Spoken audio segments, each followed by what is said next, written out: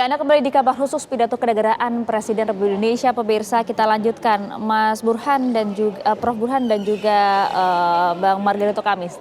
Memang kalau kita melihat ya dalam hal ini seperti biasa Presiden Joko Widodo menyampaikan berbagai kinerja pemerintahan dan juga kinerja dari sejumlah lembaga-lembaga negara. Tapi yang menarik tadi di sini adalah bagaimana kemudian baik itu Presiden Joko Widodo, kemudian juga Ketua DPR dan juga Ketua MPR memanfaatkan momentum pidato di sidang tahunan MPR ini dengan cukup menarik kalau kami lihat ya.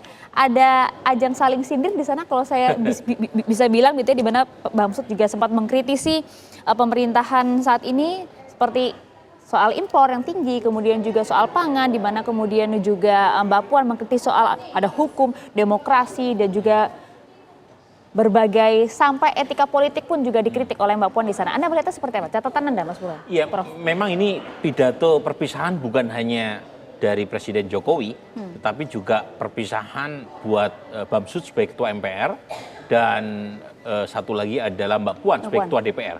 Dengan asumsi keduanya tidak terpilih lagi sebagai Ketua Lembaga Tinggi Negara. Dan menarik khususnya buat Mbak Puan, karena ini pidato terakhir Presiden Jokowi setelah berpisah jalan dengan partainya, yaitu PD Perjuangan. Partainya Mbak Puan juga. Dan kalau kemudian Mbak Puan banyak melemparkan kode-kode serangan dan kritikan, menurut saya wajar.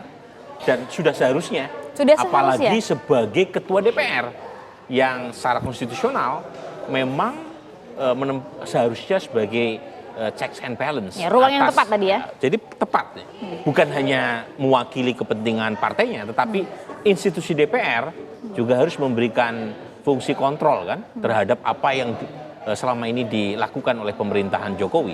Dan tepat di situ memang banyak kelemahan yang seharusnya itu bisa dibenahi oleh pemerintahan mendatang. Meskipun kita tidak tahu ya apa yang akan dilakukan oleh Pak Prabowo Gibran, tetapi faktor-faktor etika, kemudian kelemahan demokrasi, kemudian hukum, sindiran Mbak Puan soal history dan herstory ya, mungkin sambil memasukkan secara pelan tapi halus, pakai kalau istilah komunikasi politiknya namanya high context, ya bahwa di balik Pak Jokowi ada peran seorang Ibu Mega yang melahirkan Pak Jokowi dari Solo naik ke Jakarta, kemudian 2 kali menang Pilpres. Itu lagi-lagi satu sindiran yang menurut saya tepat dilakukan oleh seorang Mbak Puan, bukan hanya sebagai elit PD Perjuangan, tapi lebih-lebih sebagai Ketua DPR.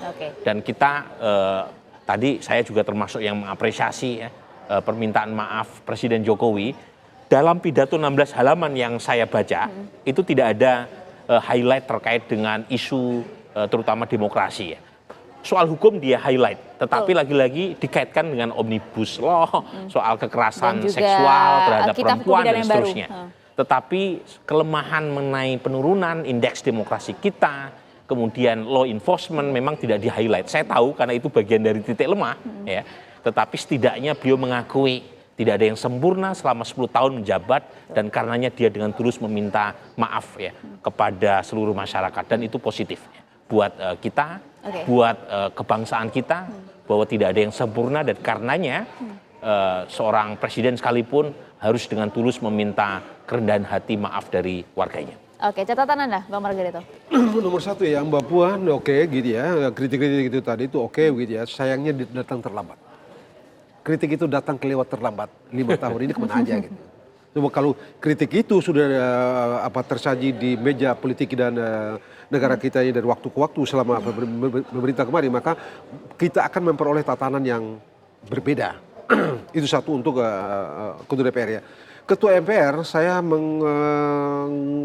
mengalamatkan sesuatu yang menurut saya kalaulah itu bisa dilakukan di masa akan datang itu hebat, yaitu soal PPHN. Pokok-pokok haluan negara. Mengapa?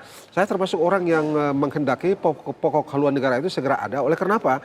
Karena kalau kita tidak punya pokok-pokok haluan negara, maka bangsa ini kita serahkan sepenuhnya pada seseorang. Dia mendefinisikan apa yang kita mau, kemana kita pergi dan seterusnya pada dia seorang. Tapi kalau kita punya PPHN, maka kita bareng-bareng duduk, kita bareng-bareng duduk, kita bicara, kita mesti bikin ini, dan dengan itu ada banyak hal yang bisa kita capai melalui cara itu. Menurut saya sekali lagi itu kalaulah bisa direalisasikan pada MPR periode berikut, itu akan membuat pembangunan kita di masa depan akan terarah, cara kita mengelola bangsa ini jauh lebih terarah.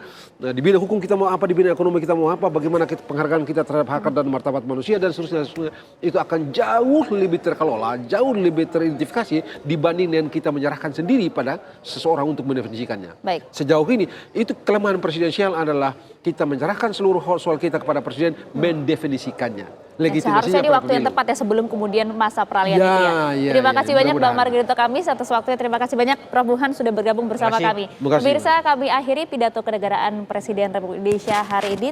Terima kasih atas perhatian Anda. Saat lagi akan ada kabar siang menanti untuk Anda bersama dengan rekan kami Windy dan juga Filipus Yonaso. Saat lagi kami hadir untuk Anda. Saya Maria Segaf pamit. Sampai jumpa.